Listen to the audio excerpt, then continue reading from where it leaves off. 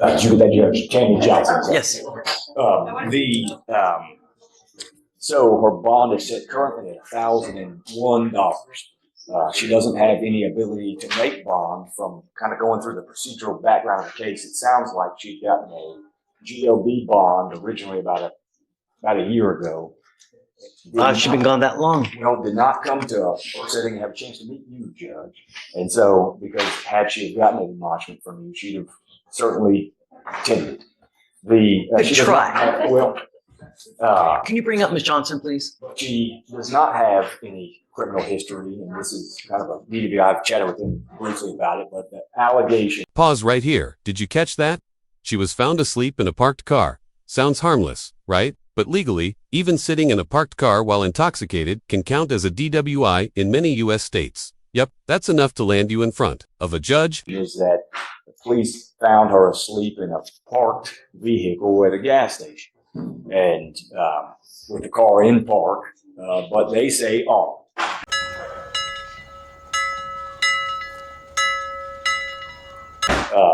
I've done the research. We had this issue not a week ago, and I'm telling you. Well, it's sufficient from a legal sufficiency standpoint. It can stand, but your jurors, what do jurors think? I combed through like 20 cases. Give me a second. Yes. Stephen. Okay, hold up this judge. Just pause the courtroom to take a call from Stephen. I mean, how casually chaotic is that? But notice how he gets right back into legal gear.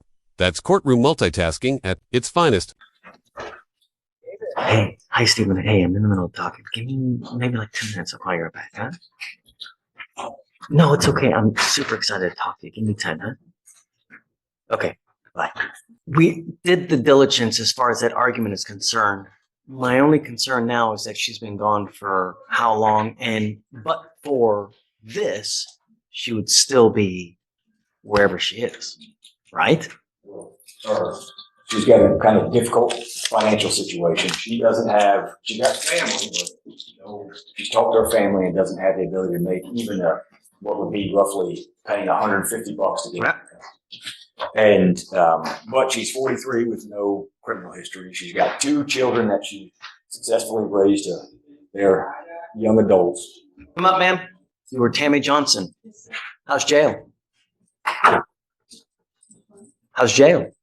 That question, why do we have jails? Hits deeper than you think. Is jail just punishment, or is it about accountability, control, or survival? What do you think? Drop your answer in the comments.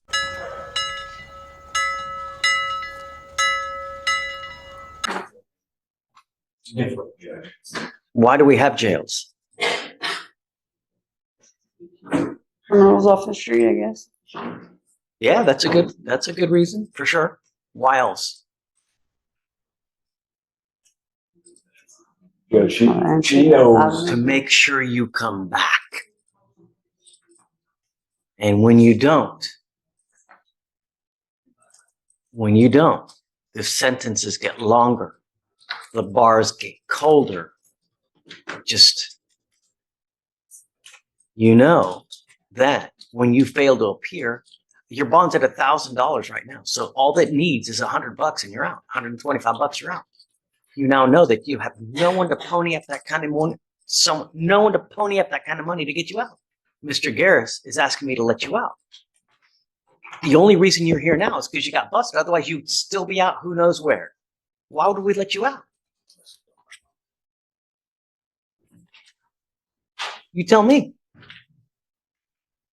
She wants to move forward and deal appropriately with the case, and the state has given me quite a bit of the way. This is where things get real. Even if you are innocent, just waiting for trial can take months behind bars if you cannot afford bond. It's not just about guilt or innocence, it's about access, resources, and the harsh cost of delay.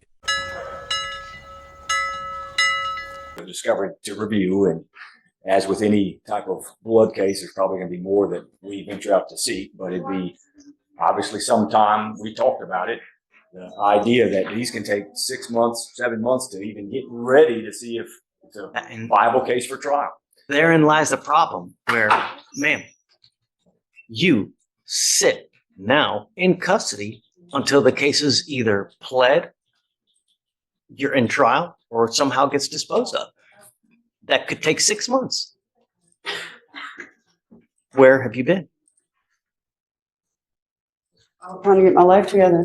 Judge, she's worked for a long time as a waitress and is living, Yeah. and she's living kind of difficult situation at the moment. So it's experienced bouts of homelessness but now has a more stable situation. She has the ability to get to court and will be here. That's the representation we're making to the court, and I think we can do short resets if you'd like. You know, Mr. Garris, I never want to leave someone in custody.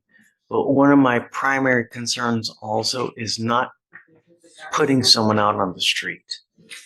And I'm telling you now, I'm willing to give you another chance, but I'm not gonna put you out on the street if you ain't got nowhere else to go. She does now. I She's do. living in she has a motel that she's living in now, kind of temporary housing. Yes, it's permanent. It's been for a I while. don't believe that for a second. Who do you have in your life that's willing to take you in? Listen to the judge's tone here. It's not just anger, it's worry. He's not just trying to punish her, he's trying to stop her from going down that road again. You can hear it. He's done playing games. I've got that information. Before I had no one, but now I do. But he just doesn't financially have the ability to. The only thing that's changed between now and then is you got arrested.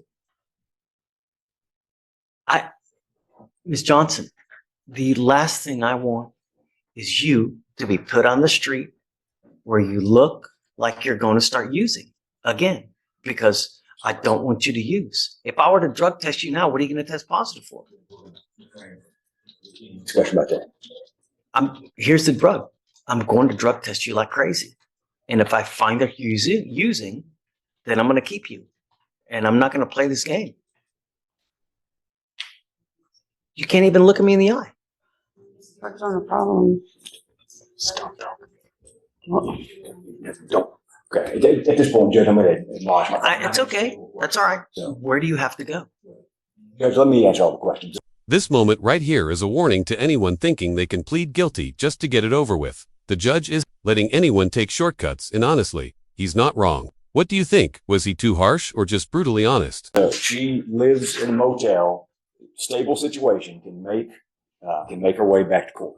And you can do short resets and we'll be here. And that's the understanding that we've talked about, and I think would be appropriate at this time would be to give her a chance to come in, and obviously we'll comport with all the requirements that this court installs, and if we have to do testing, we'll do that.